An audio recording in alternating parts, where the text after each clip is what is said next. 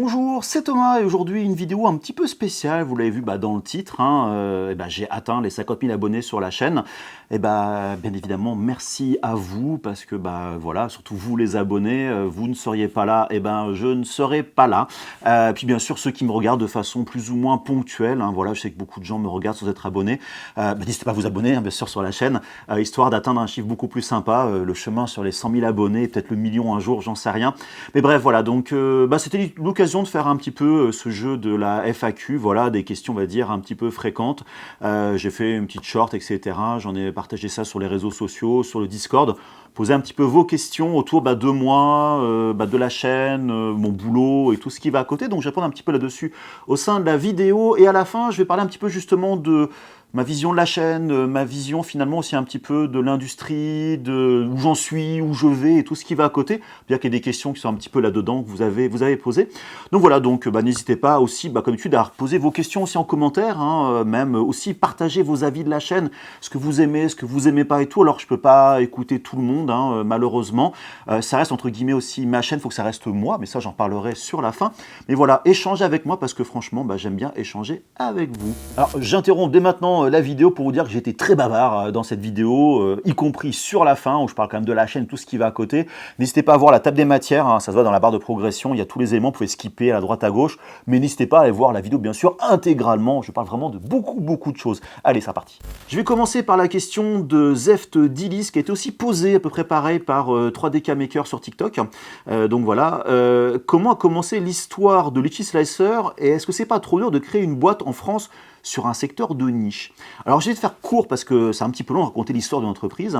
L'histoire a commencé en 2018, enfin en 2017 officiellement, par Julien, que vous avez déjà vu sur la chaîne dans des live streams, qui a créé sa propre imprimante, la Mocha, imprimante 3D résine, où il a fait la carte mère, il a fait toute l'imprimante, y compris le coffrage en acrylique, je dirais thermoformé, enfin bref, il a fait un truc fantastique, la carte mère, l'OS, et donc le slicer qui va à côté. Donc c'est un projet de passionnés qu'a rencontré notamment Nicolas, pour ceux qui le connaissent, Nicolas de 3D Expert, donc Wanao France, etc. Et Clément, qui donc ont monté cette société-là, Mango 3D, à ce moment-là, donc en 2018.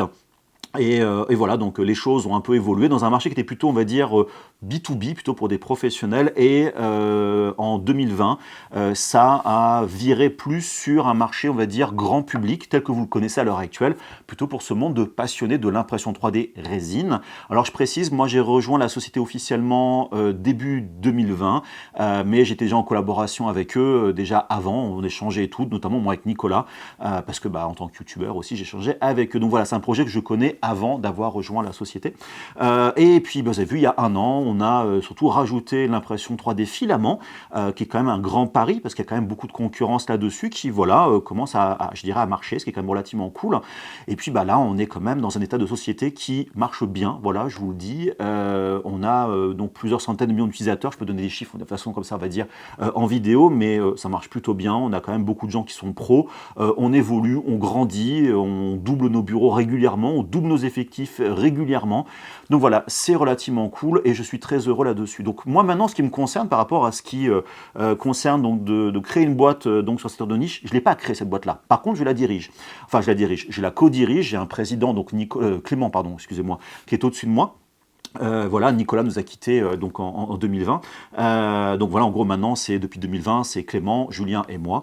Moi je suis CEO de l'entreprise, donc mon boulot c'est de diriger voilà cette société pour en gros où on va, on va dire diriger le bateau, si on peut dire ça comme ça. Donc mon boulot c'est on va dire la vision. Mais je ne suis pas un entrepreneur, donc je ne sais pas créer une entreprise à proprement parler. Par contre voilà, il y a des gens autour de moi dont c'est le boulot, c'est la spécialité, et c'est ça qui est le plus challengeant, c'est de trouver les bonnes personnes au bon endroit pour vous aider à faire une entreprise qui marche. Voilà. Et donc, vous voyez, c'est un marché de niche, effectivement, mais à partir du moment où on est passionné, qu'on a une vision claire de où on veut aller, ce qu'on veut faire, et qu'on reste sur nos rails, c'est quand même plus facile. Une petite parenthèse aussi, dans cette époque où on critique beaucoup la France, il y a des choses qui sont compliquées en France, l'administratif, le fiscal, tout ce que l'on va à côté, mais il y a des choses qui sont fantastiques. Quand vous avez vraiment des bonnes idées, ce genre de choses, des choses qui marchent très bien en France, des choses qui sont assez uniques dans le monde pour aider les entreprises. Donc ça, il ne faut quand même pas l'oublier à côté. Donc ça, c'est assez cool. Donc bref, des bonnes idées, des bonnes personnes au sein d'une bonne équipe, et franchement, les choses sont faisables. Alors, autre question j'ai plusieurs questions qui sont à peu près similaires. Magut, alors désolé si j'écorche les surnoms 2685 dont sur Discord. À court terme, à court et moyen terme, quel est ton avis sur le futur de l'impression 3D? Précision, pas les futures technologies, mais plutôt comment on voit l'impression 3D s'intégrer dans la vie quotidienne. Alors, c'est une question qui est assez difficile parce que mon boulot justement c'est de faire un peu de la vision de ce qui peut se passer par la suite. Les machines, les impressions 3D, notamment filaments, se sont grandement améliorées ces dernières années, plus intégrées, plus d'automatisme, etc. Mais même ça devient encore très compliqué. Et quand on voit l'analogie avec toutes ces personnes qui déjà galèrent avec une imprimante papier 2D classique, et ben là on parle d'une dimension en plus, du bricolage, ce genre de choses. C'est encore, je dirais, relativement compliqué. Le one button où on presse, c'est quand même relativement loin.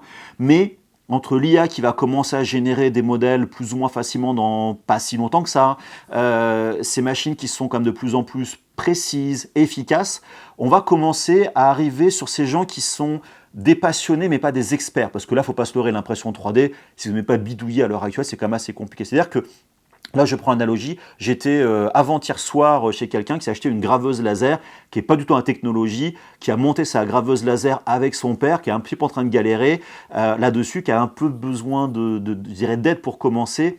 Mais on commence à voir ces personnes-là qui justement se disent « moi ça m'intéresse, je peux me lancer dessus ». Donc c'est-à-dire qu'on va de plus en plus se rapprocher d'un mode de fonctionnement qui est simple, là, donc entre guillemets abordable d'un point de vue technologie. Abordable, je n'ai pas dit facile. Et donc l'intégration quotidienne, je pense qu'on est encore loin d'avoir une imprimante 3D à la maison comme dans Star Trek où on appuie sur un bouton et shabzam, on a un truc qui apparaît comme par magie.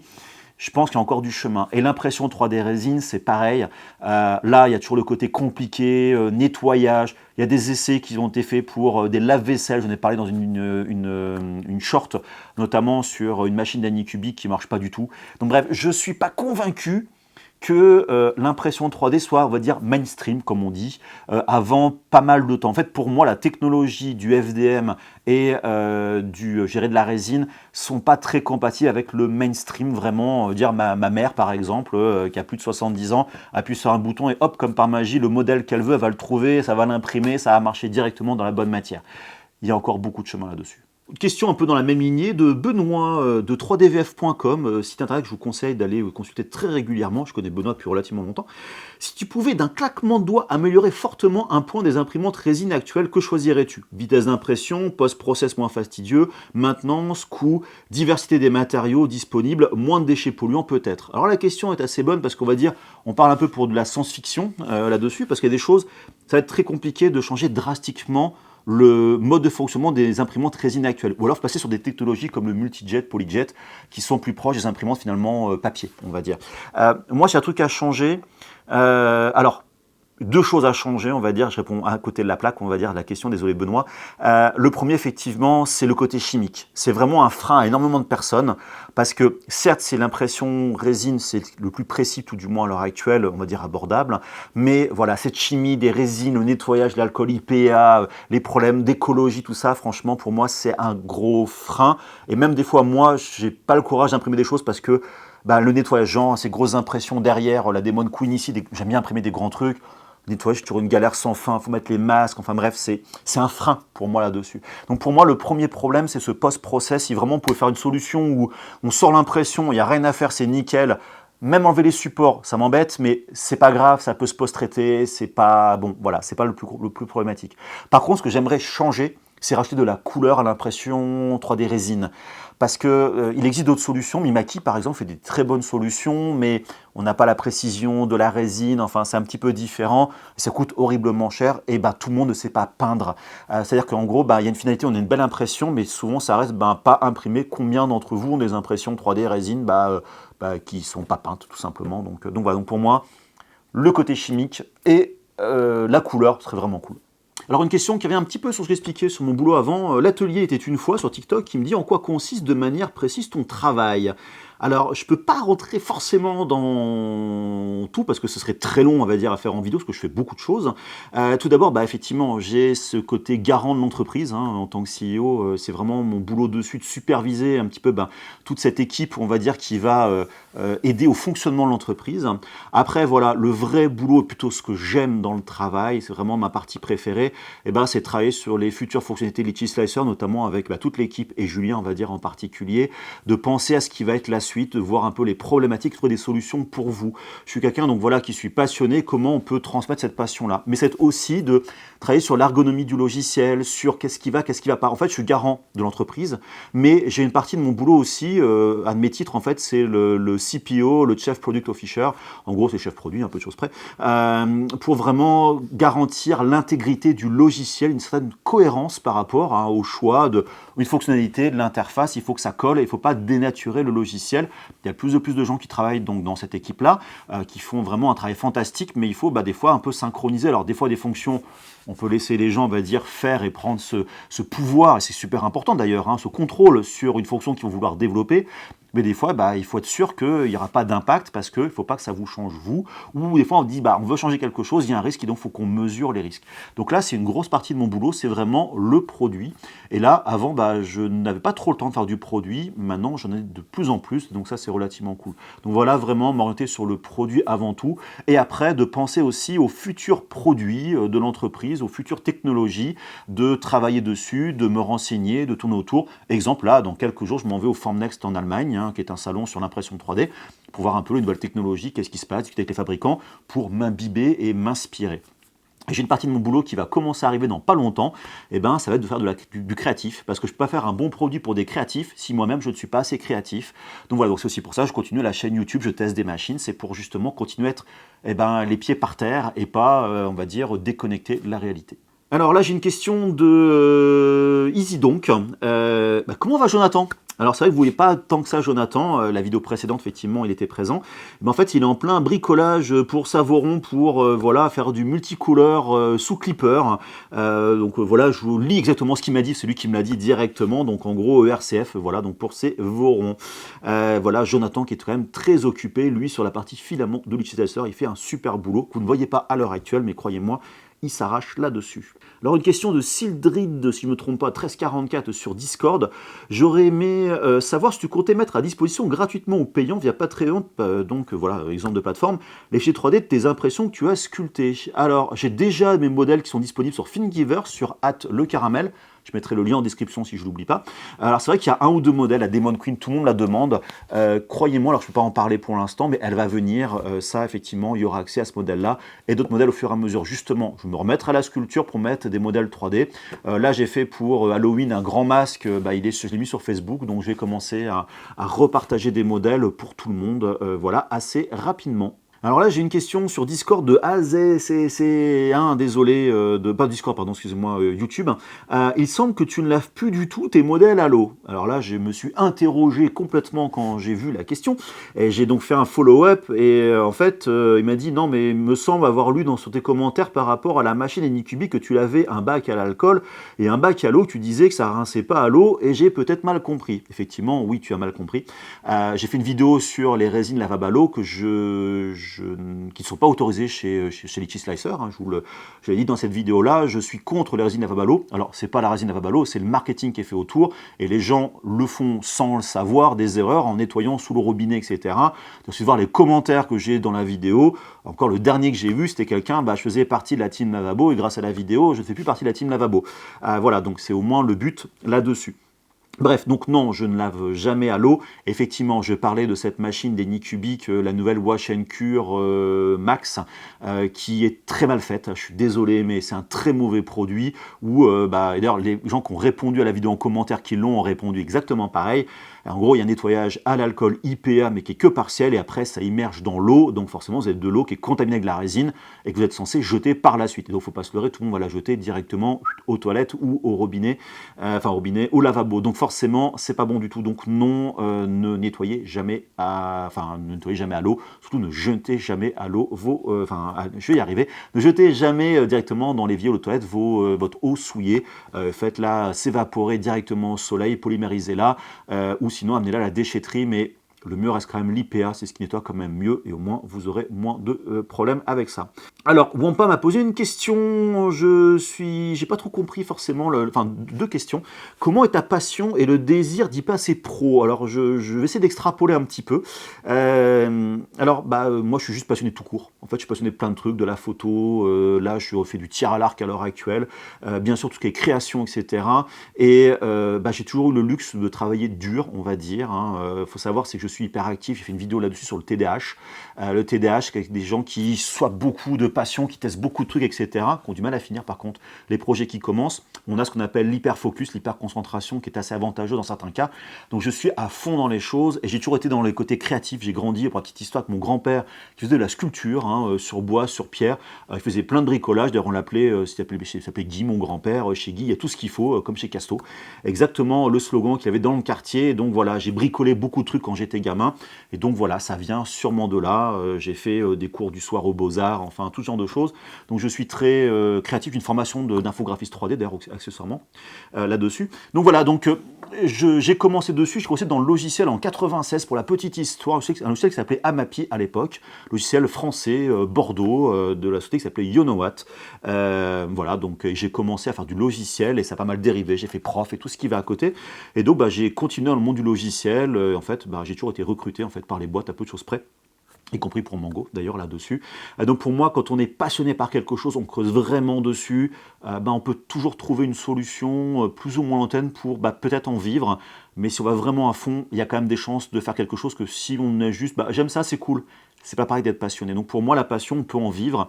J'en vis à l'heure actuelle, je vois des gens, on parlait de Jonathan par exemple, l'impression 3D, sa passion, c'est son boulot aussi, donc voilà, c'est vraiment des exemples qui sont des bons exemples, donc voilà, vivez votre passion, allez jusqu'au bout, donnez-vous les moyens d'aller au bout de votre passion, et peut-être que vous pourrez en vivre et devenir votre outil professionnel, et moi je vais tout continuer pour faire ça jusqu'à la fin de mes jours, et j'ai tellement de trucs que je veux découvrir, donc voilà, faites de même franchement, c'est tout ce que je vous souhaite. Alors, il y a une autre question quand même de Wampa qui est comment se passe le contact avec les entreprises qui font des imprimantes 3D? Alors, il faut savoir, c'est que tous ces fabricants, mis à part un ou deux, sont des fabricants qui sont chinois. Et je ne vous cache pas que c'est pas toujours évident la communication parce que ces entreprises, en fait, ne communiquent pas très très bien en anglais. La culture professionnelle, on va dire, du business n'est pas la même, donc il y a vraiment des différences. Voilà. Alors après, ce qui est assez paradoxal, j'ai plus facilement des contacts avec ces fabricants en tant que youtubeur par rapport aux tests de machines que les fabricants viennent échanger avec nous. C'est-à-dire que des fois, je suis en contact, je reçois un email, bonjour, on a telle machine qui va sortir, voulez-vous la tester sur votre chaîne YouTube? On ne m'a pas contacté à côté, moi en tant que patron finalement de Litchi Slicer, pour supporter la machine dans le logiciel. Sachant que c'est les premiers à annoncer, lorsque la machine sort publiquement parlant, dire qu'ils sont compatibles avec nous alors qu'on n'était pas au courant. Donc voilà, c'est un petit peu compliqué. Donc j'ai cette grande chance d'être youtubeur et d'avoir de l'information, ou même des fois des concurrents qui me contactent sur ma chaîne YouTube pour savoir si je ne peux pas tester leurs produits, ce qui me fait un peu doucement rigoler, je l'avoue. Donc voilà. Et d'ailleurs au passage, je disais il y a quelques instants que je vais au Formnext en Allemagne, salon d'impression 3D. J'y vais avant tout pour rencontrer les fabricants et travailler plus efficacement avec eux. Alors Gwendal sur Discord me posait la question, joues-tu aux jeux vidéo et si oui, lesquels actuellement? Et seconde question secondaire, comment es-tu arrivé jusqu'ici? Là voilà, je l'ai expliqué juste avant. Alors je joue aux jeux vidéo, je joue beaucoup à Street Fighter 6 à l'heure actuelle, enfin beaucoup, autant que je peux, et aussi à Super Mario Wonder, voilà, sur Switch. Je joue beaucoup sur PC, le problème c'est que j'ai pas le temps du tout, donc je joue pas autant que je voudrais. Je suis très jeu de baston, après je suis très jeu rétro gaming, borne d'arcade. Vous avez vu ma vidéo, d'ailleurs je vous mets le lien ici, pour la borne d'arcade en impression 3D, voilà, j'aime bien vraiment les vieux jeux, je suis vraiment beaucoup dans le rétro gaming, et là ça va être, c'est pareil, des jeux de baston, les vieux Street Fighter, je suis très Street Fighter dans l'ensemble, j'avoue, Killer Instinct sur arcade, que j'adore vraiment dessus, et par contre j'évite les RPG, ce genre de choses, parce que j'adorerais ça, mais j'ai passé des heures et des heures tant que je n'ai pas.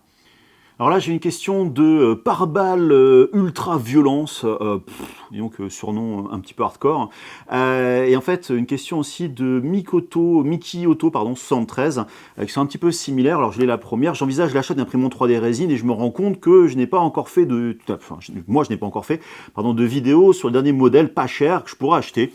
Alors en particulier la photo Mono 2 d'Anycubic qui coûte qui fait du 4K, la photo Mono X, j'ai déjà fait la vidéo dessus il y a très longtemps, la Elego Mars 4 Ultra. Pourrais-tu s'il te plaît nous faire donc un test sur ces machines et donner envie de franchir voilà le pas. Et donc Mikoto voilà qui dit prévoyez-vous de recevoir la Starfield 3D prochainement pour en faire une critique. Est-ce que Litchi sera compatible? Vous avez mentionné des problèmes avec Formlabs et la technologie laser, et etc. Ça s'applique dessus, etc. et tout. Alors, je précise dès maintenant, on pose beaucoup les questions de est-ce que je vais tester telle ou telle machine. Eh ben, je ne peux pas vous dire parce que on ne voit pas toutes les machines et je n'aime pas commander des machines auprès des fabricants. Ce qui fait que voilà, si on ne voit pas les machines, je ne vais pas tester. Et l'autre raison, c'est que si on m'envoie des machines, bah, il faut que je fasse le test et j'ai pas le temps de tout tester toutes les machines. J'en parlerai un peu plus tard dans la vidéo. Donc bref, voilà, c'est difficile pour vous de dire oui, je vais la tester, je ne vais pas la tester, etc. Ou des fois, je vais dire je vais la tester. Il y a des machines, bah, la photo Mono 2, bah, effectivement, je l'ai, mais j'ai jamais sorti le test, hein, tout simplement. Enfin, j'ai la X2, pardon. J'ai même enregistré tout ce qui est... Enfin, j'ai plus qu'à faire le montage là-dessus. Par contre, la Elego Mars 4 III Ultra, là, elle est normalement censée être expédiée pour que je la teste, justement. Mais j'en parlerai un peu plus tard dans la vidéo. Et donc, pour la Starfield 3D, alors là, je vais plutôt m'étaler là-dessus, en quelques mots, c'est un peu le côté du boulot aussi dessus. Déjà, c'est un Kickstarter. Alors forcément, les Kickstarter, il faut que je le sente bien. Et surtout, la société qui est derrière Starfield 3D a fait une autre gamme de machines qui a été en Kickstarter aussi et qui a fait un peu splash plouf. Vous savez que je l'imprime à l'envers, hein, tout simplement dessus. Bref, sans donner le nom. Et donc, c'est une imprimante avec un laser. Et donc, Litchi Slicer n'est pas compatible parce que Litchi Slicer, pour le côté impression 3D résine, marche avec des pixels. Et là, on est sur plutôt du vectoriel. Alors, on pourrait bien sûr être compatible en faisant beaucoup de développement, parce que déjà, on a du vectoriel, entre guillemets, par rapport au FDM. Voilà, donc c'est des choses qu'on pourrait faire, mais... Il y a très très peu de machines à l'heure actuelle dans le marché qui sont justement avec un laser. Il n'y en a que 2 en fait, hein, dans le machine grand public on va dire. Et là ça ferait beaucoup de travail pour très très peu de machines. Voilà, donc le jour où on peut le faire facilement, on le fera, mais ce n'est pas notre priorité à l'heure actuelle. Je rebondis juste sur Formlabs, c'est pareil, Formlabs, ils ont des machines à base de laser. Là, on ne le fait pas aussi parce que c'est la raison d'écosystème qui est fermé. Chez Formlabs, on pourrait essayer d'hacker les trucs, mais ce n'est pas le but, sachant qu'on a des très bonnes relations avec Formlabs. D'ailleurs, c'est des machines que j'apprécie particulièrement. Alors, j'ai Diablo sur Discord, tu présentes souvent des impressions sous-couchées en gris avec un vernis. Peux-tu présenter ces deux produits? Eh ben, en fait, c'est pas plus compliqué. Ce sont de la sous-couche, enfin, c'est la sous-couche et du vernis qui vient de chez Action. Ça vaut que dalle, 4 €, je crois, la bombe. Je sais plus, parce que j'achète tellement souvent que je ne fais plus gaffe au prix à l'heure actuelle. Voilà, ça marche très très bien, ça fait vraiment le taf, c'est pas cher. Il faut juste avoir cette chaîne de magasins Action, pas trop loin de chez vous. Je précise quand même, ils se font dévaliser à chaque fois, parce que je ne suis pas le seul à utiliser ça. Donc quand vous avez du stock, prenez-en par avance là-dessus. Sinon par contre, quand je fais vraiment des figurines très qualitatives, je veux les peindre ou quoi que ce soit, je prends la sous-couche de Tamiya, le primer L gris, mais ça vaut 14 € la bombe, donc c'est pas du tout le même prix. Michael sur Discord, et d'ailleurs c'est pas le seul, plein de gens ont posé cette question-là, ça serait sympa une vidéo de tes réglages résine pour avoir des super rendus, et au pire, quel réglage permet de jouer sur quelle finition? Alors, ben, c'est prévu, je parlais il y a quelques instants de la Mars 4 Pro, en fait je compte faire une vidéo justement de calibration avec la Mars 4 Pro, qui est une imprimante ultra précise, et si vous n'êtes pas précis dans vos réglages, ben, ça sert d'avoir une imprimante qui a des pixels de 18 microns, tout simplement. Donc oui, c'est prévu. Et sinon, le réglage en lui-même, en fait, c'est beaucoup les règles d'exposition avant tout. Alors, il y a que sur Discord, slip ou caleçon, chocolatine ou pain au chocolat, et qu'est-ce qu'on mange à midi? Alors, je suis ni slip ni caleçon, je suis boxeur. Chocolatine ou pain au chocolat, alors oui, je suis à Bordeaux, en fait, tout simplement, dans le sud-ouest. Ça me fait doucement rigoler cette guerre-là, parce que bah, je suis pas bordelais, déjà, je suis normand. Moi, j'ai grandi avec du pain au chocolat. Donc, voilà, et pour la petite histoire, il y a une des explications du terme je vais y arriver, du terme chocolatine viendrait en fait de l'anglais à l'époque où les Anglais, il y a très longtemps, avaient envahi l'Aquitaine, tout ça. En fait, c'était du chocolate in, en fait, dans le pain, donc chocolate in, chocolatine. Et moi, je suis désolé, j'ai pas laissé les roast beef avoir le choix des termes de notre bonne culture alimentaire, voilà, gastronomique en France, donc ce sera forcément pain au chocolat. Je précise, j'ai rien contre les Anglais, c'est du 15e degré, c'est comme le Mont Saint-Michel, je suis normand, les Bretons ne l'auront pas. Voilà. Et qu'est-ce qu'on mange à midi? Très bonne question. Autour du bureau, il n'y a rien à manger. Donc on se fait, soit on amène nos gamelles, ou soit on se fait livrer par Refectory, petite publicité au passage de service de livraison de repas d'entreprise. Et Herbachat dans la même lignée, plutôt chaussettes au lit ou pieds nus? Maximum pieds nus, mais vraiment quand on n'a pas encore mis le chauffage, comme en ce moment que ça gèle vraiment le soir, bah, ça peut m'arriver que je m'endorme avec mes chaussettes, ce qui est vraiment un tue-l'amour, je suis d'accord avec vous. Beaucoup de gens m'ont posé des questions pour cette FAQ, et pas des questions de FAQ, plutôt des questions d'usage, de logiciels, de techniques, etc. Comme la calibration avant, par exemple. Là, par exemple, Léo Ni 4 Lo, voilà, désolé, de l'accrochage des surnoms. Comment fusionner deux pièces ensemble dans l'outil Slicer Pro, imprimante, résine, etc. Alors effectivement, je peux faire plein de petites FAQ vidéo pour expliquer des choses très techniques comme ça. Alors c'est dans Prepare, il y a des outils en fait, Utilities, et il y a donc Merge, la fusion qui va faire cette opération-là. Mais pour vous dire que ce genre de questions, le mieux c'est poser-les sur Discord directement. Les gens pourront plus facilement vous y répondre, ou sur les groupes Facebook ou tout ce qui va à côté.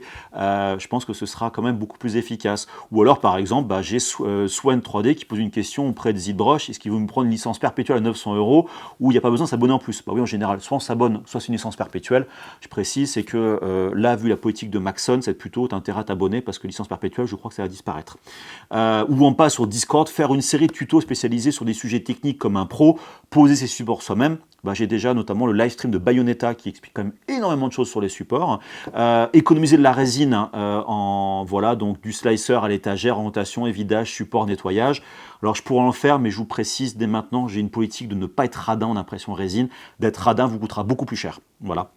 Dessus, et après choisir sa résine et calibrer dans sa machine. J'en parlerai effectivement dans la vidéo sur la calibration avec la Mars 4 Ultra. Bref, voilà, ces questions-là, j'en ai eu beaucoup au niveau de la FAQ, qui n'est pas vraiment autour de la chaîne. Ou alors, j'ai aussi ces questions très régulières, et pas qu'au niveau de la FAQ, je l'ai beaucoup pour la FAQ, mais aussi à côté, beaucoup notamment sur Instagram. En fait, c'est quelle machine acheter? Et là, je vais vous lire donc des questions, et surtout, c'est que je n'ai aucune information. Très souvent, vous posez, je voudrais faire l'impression 3D, quelle machine j'achète? Désolé, t'es qui déjà? Bonjour. Et surtout, qu'est-ce que tu veux faire avec, quoi? C'est quoi ton usage? C'est quoi ton budget? Tes contraintes et tout ce qui va à côté? Déjà, c'est pour aider. Je vous donne un exemple très concret. Pourrais-tu faire des... Je lis le texto. Pourrais-tu faire des tests sur les différentes d'un modèle simple pour connaissance, celle qui obtient le meilleur résultat? J'ai du mal à comprendre. J'ai quand même demandé des clarifications. Et là, donc, la personne m'a répondu, je voudrais acheter une imprimante 3D, mais je n'ai aucune expérience et je ne sais pas quelle machine acheter. Bon, ça, j'ai après compris ici. Je voudrais réaliser des pièces en résine pour du modélisme ferroviaire au 1,87e. Là, l'information, pour moi, c'est l'information la plus importante. Je fais des plans sur SolidWorks sans savoir si c'est imprimable, car fonction de la machine, point. Je n'ai pas compris la fin de la question. Donc, si tu es d'accord, je t'envoie un fichier STL pour que tu puisses les imprimer sur tes différentes machines pour définir celle qui me conviendrait. Alors, vous voyez, pour dire, donnez-moi de l'information, site modélisme ferroviaire, 87e, c'est très précis, il faut une machine très précise. Par exemple, une Mars 4 3 Ultra, c'est très très bien, voire si on veut vraiment faire du grand pour des environnements à côté, une Saturn 2 ou 3 pour être relativement bien. Réponse à la question. Mais par contre, le point qui me fait un petit peu sursauter, parce que je l'ai aussi très souvent, la personne me dit, je t'envoie un fichier STL, tu vas imprimer sur toutes tes machines pour voir ce qui va mieux lui correspondre. Alors déjà, si je fais ça, c'est une prestation, parce que mon temps, désolé de dire ça, mais vaut de l'argent, tout simplement là-dessus. Et puis, non, je suis désolé, j'ai pas le temps, et puis j'ai plein de machines, j'ai plein de résines différentes. Enfin voilà, c'est pas mon business, on va dire, c'est pas le but de ma chaîne, et je fais pas de prestations à côté. Vraiment, ça... On me demande très souvent, est-ce que je pourrais faire, tiens, je t'envoie une image, je veux faire la sculpture, la figurine, tout ça. Je ne fais pas ce genre de service, pas du tout. Voilà, donc pour dire, sois explicite, et je suis désolé, je ne peux pas tester pour vous. Voilà, là-dessus, c'est très compliqué. On me demande aussi de tester plein de marques de résine et tout. C'est très chronophage, j'ai pas le temps là-dessus, donc voilà. Voilà un petit peu pour toutes ces différentes questions autour de la FAQ, puis ces petites informations complémentaires qui est à côté. Et puis je vais parler un petit peu de la chaîne, un peu son avenir, un peu mon ressenti sur différentes choses. Je vais commencer par parler des tests, ma vision des tests en fait que je fais sur la chaîne. Je ne parle pas du côté créatif que je préférerais faire beaucoup plus, j'avoue, mais j'aime bien aussi avoir une nouvelle technologie, je vais être très transparent. C'est que je fais des tests aussi que je sens, c'est-à-dire je ne vais pas tester des machines dès le début, je me dis celle-là franchement elle pue. Je ne vais pas m'auto-flageller parce que faire du test pour du test d'imprimante c'est pas le plus kiffant. Vraiment le créatif pour moi est quand même plus intéressant. Mais je sais que beaucoup de gens aiment les tests et cherchent de l'information par rapport aux tests. Donc voilà, ce qui fait que là, il y a par exemple pour la Coconi EC2, si je ne me trompe pas, qui est une petite imprimante plus petite, on n'arrête pas de me bombarder, oui, mais ce serait bien que tu le fasses, etc. Non, déjà parce que il y a eu une autre machine de Coconi qui a été faite en Kickstarter, qui était une catastrophe, là-dessus et tout. J'y crois pas, je ne vais pas prendre de risque là-dessus, j'ai d'autres chats à fouetter. Puis il y a des machines où je veux dire, j'aime pas trop le fabricant, par exemple, parce que j'ai des mauvaises expériences de machine. Alors des fois, je me dis, ouais, je vais peut-être le faire. Des fois, je prends quand même un risque. Je prends l'Apex Maker, par exemple, où j'ai pris un risque. Je connaissais quand même la marque qui était derrière, hein, la compagnie qui était derrière Apex Maker, où là, j'ai de très bonnes surprises. Et puis, des fois, il y a effectivement des tests où ça m'arrive aussi de ne pas finir le test, parce que je ne suis pas content de la machine, ou ça ne m'emballe pas pour autant, et je me retrouve dans le cas où je suis déjà passé à autre chose. Parce que je teste beaucoup de machines, là je dois avoir des rushs pour 20 vidéos sur ma chaîne YouTube, à peu de choses près, plus des machines qui arrivent. Là j'attends 11 machines, au moment où j'enregistre la vidéo, j'ai 11 machines qui vont arriver, entre imprimante 3D résine, filament, graveuse laser, plus des machines que j'ai reçues avant, scanner 3D, enfin bref, j'ai beaucoup de bazar à faire, et j'ai pas beaucoup de temps. Donc quand une machine me plaît pas trop, ou ça va pas très bien, si j'estime que c'est pas un gros manque pour on va dire la communauté, des fois je skip et je ne le fais pas. Ça m'est aussi arrivé des fois de ne pas sortir un test parce que je détruisais vraiment la machine un peu au-delà, parce que c'est un truc qui m'avait énervé, j'ai pas pris assez de recul par rapport à ça. C'était notamment le cas de la Photon M3+, d'Anycubic, qui est une mauvaise machine, faut dire ce qui est. J'ai pas mal échangé avec Anycubic, j'ai pas mal essuyé les plâtres là-dessus, je vous le cache pas. Mais voilà, donc j'ai aussi des remords de ne pas sortir la vidéo, parce que d'un côté, c'était mon devoir de vous dire, cette machine-là, la prenez pas. Mais à côté, je vois des gens qui étaient très contents de la machine. Donc, je me suis dit, est-ce que c'est moi, pas moi? Donc, voilà. Donc, pour dire que j'essaye quand même de faire des tests quand même qui me font plaisir, avant tout, qui me donnent envie de le faire, et pas forcément faire des tests compliqués. Après, je suis très frustré pour faire les tests, parce que je vous dis, voilà, c'est pas ce que je kiffe le plus, mais je dois en faire. Les fabricants demandent de faire des tests. Une autre raison, c'est dans le cas de Litchi Slicer, comme tout à l'heure je le disais, c'est que j'ai plus de retours, de contacts de fabricants qui me contactent en tant que youtubeur pour tester des machines, que moi, en tant que Litchi Slicer, je peux avoir les machines, ou l'information que les machines vont sortir. Donc c'est aussi pour ça que je continue ma chaîne YouTube à faire des tests, parce que voilà, ça aide. Puis même, j'ai accès à pas mal de machines, je peux tester des choses qui étaient assez cool. Mais c'est vrai que là, je commence à être usé de faire des tests d'imprimante 3D, par exemple, ou de graveuse laser. C'est des technologies que j'adore, vraiment que j'adore, mais c'est toujours la même chose, en fait, à peu de choses près. J'ai testé une miniature, un truc derrière, voilà, ça imprime bien. Oh, l'écran tactile, il est plus grand, celui-là. Les pixels sont plus petits. Mais au final, on est sur du kiff-kiff. Donc, voilà, les tests, à partir de maintenant, vont être de plus en plus brefs. Quand il n'y a rien de spécial à dire, il n'y a rien de spécial à dire. Je n'ai pas imprimé 50 modèles pour le plaisir d'imprimer 50 modèles. Ça fait des montages beaucoup plus longs, je fais moins de vidéos, donc il vaut peut-être sortir plus de tests, mais beaucoup plus simples, que de faire des gros tests qui soient un peu plus rébarbatifs. Par contre, je garderai toujours le fait que quand je fais un test d'une nouvelle technologie que je ne connais pas trop, exemple à la CNC que je suis en train de tester à l'heure actuelle, c'est des tests qui seront forcément beaucoup plus longs, parce que je vais expliquer beaucoup plus de choses là-dessus, comme mes premiers tests de graveuse laser qui étaient beaucoup plus longs que les tests que je fais maintenant. Donc voilà, et puis des fois je ferai peut-être quand même des tests un peu moins positifs, comme j'ai fait par exemple, désolé Anycubic, je tape 2 fois dessus, sur la nouvelle Wash & Cure Max, qui est une catastrophe comme machine. J'ai fait une short, je n'ai pas perdu plus de temps pour vous dire, non, la prenez pas, c'est pas une bonne machine. Voilà, donc évitez ce genre de choses.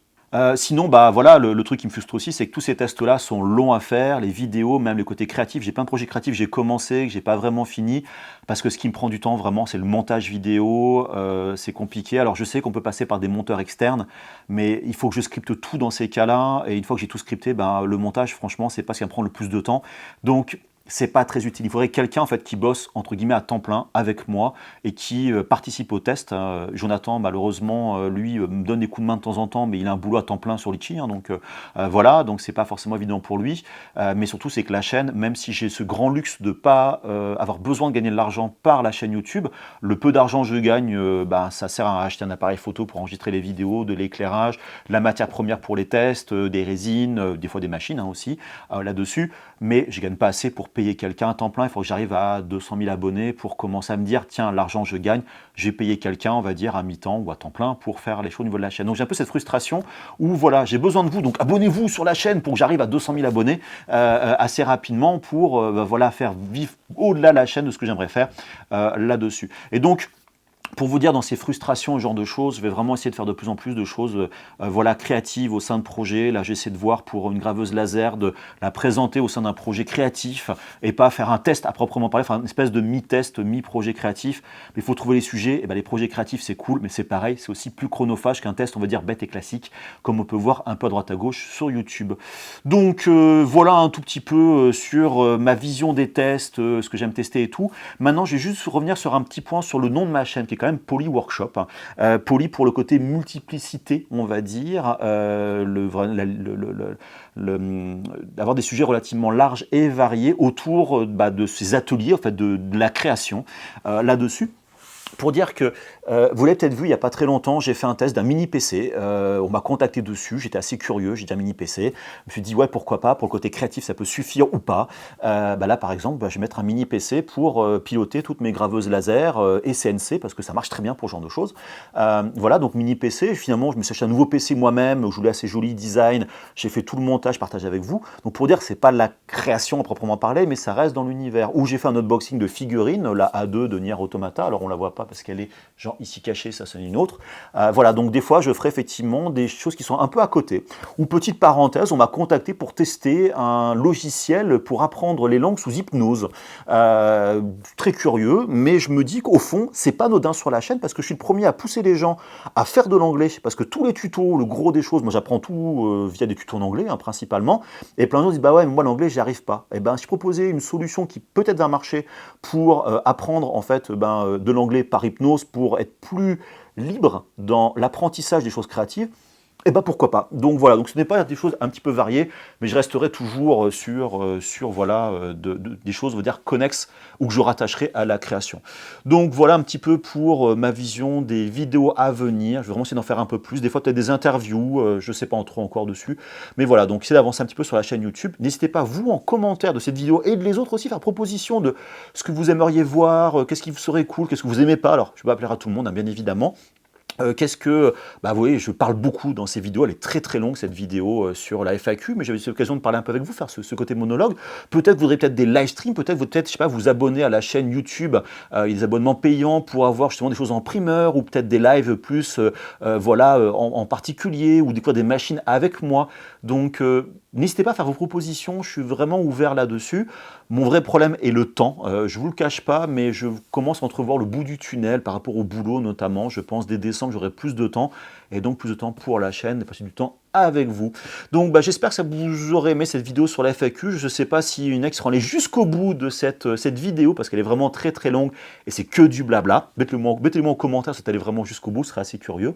Et puis en tout cas, n'hésitez pas comme d'habitude à vous abonner, liker, aller sur le Discord, sur les réseaux sociaux, et puis surtout n'oubliez pas le plus important, c'est soyez créatifs. Allez, je vous fais des gros bisous, à très bientôt, bye bye.